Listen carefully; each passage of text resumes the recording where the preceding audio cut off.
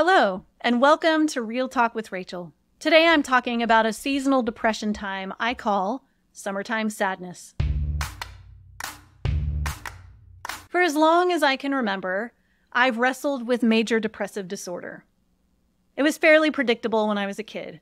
Puberty hit, and suddenly sadness, anger, despair, fear, hopelessness, emptiness felt way bigger.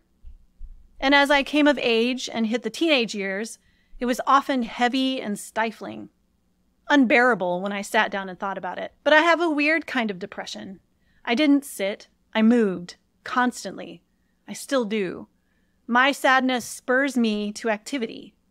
Or maybe it's that I don't want to feel the sadness, so I spur myself to activity. I get really busy. I distract myself. I hide away at home and make excuses not to go out, except to run, alone.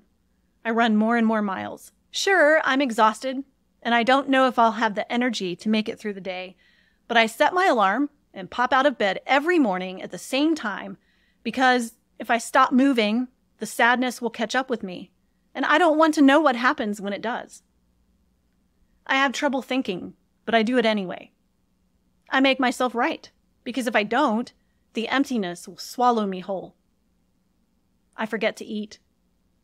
I think about time, how quickly it passes, how little I've done, how death is so much closer than it used to be.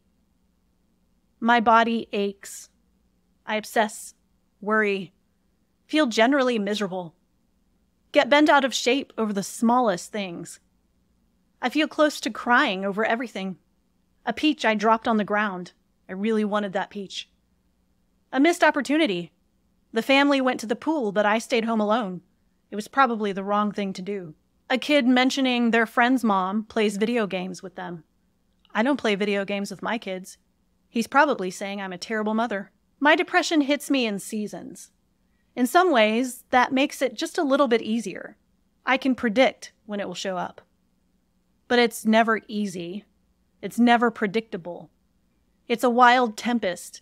And how does anyone have the strength to stand in a storm like that? Some days are better than others.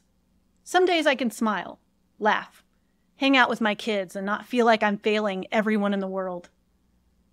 Other days I wake up thinking about going to bed that night and the relief I'll have when I close my eyes and sleep. Summertime is one of my depression seasons. I call it the summertime sadness.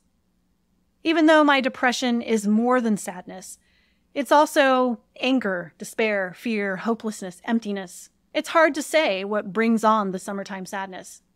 Maybe it's the triple-digit heat where I live in Texas. Maybe it's all the kids being home and the house being much louder for much more of the time and not feeling like there's a place I can have a moment of quiet and peace and no arguments. And wishing school would start already. Maybe it's feeling guilty for wishing school would start already. Maybe it's the more relaxed schedule, like we're on a 2-month vacation that gets old after a couple of weeks. Because I don't like vacation mode, but prefer order and stability and predictability. Maybe it's the reduced nature of writing and reading time. Maybe it's all of those things. It doesn't matter, really, what causes it. The fact is that it's here, right now. And I want summer to end, because I want the summertime sadness to end. But I also don't want summer to end, because my kids are growing up. And I don't have unlimited summers with them. And this is where my mind swirls down the drain. And I have to drag it back up. I have to say, it's okay to feel this way. It's okay to feel overwhelmed and sad and miserable and desperate. It won't always be this way. You've come out of this season before. You will again. Hang on. Depression doesn't last forever. Hold tight to the tiny pieces of hope. They'll light the way up. And remember, talk to someone. That's one of those tiny pieces of hope. Maybe you needed to hear that today. You're not alone. I love you. Hold on. That's it for today's Real Talk with Rachel. Be sure to subscribe to my channel for videos about books and writing and more videos like this. Thanks for watching.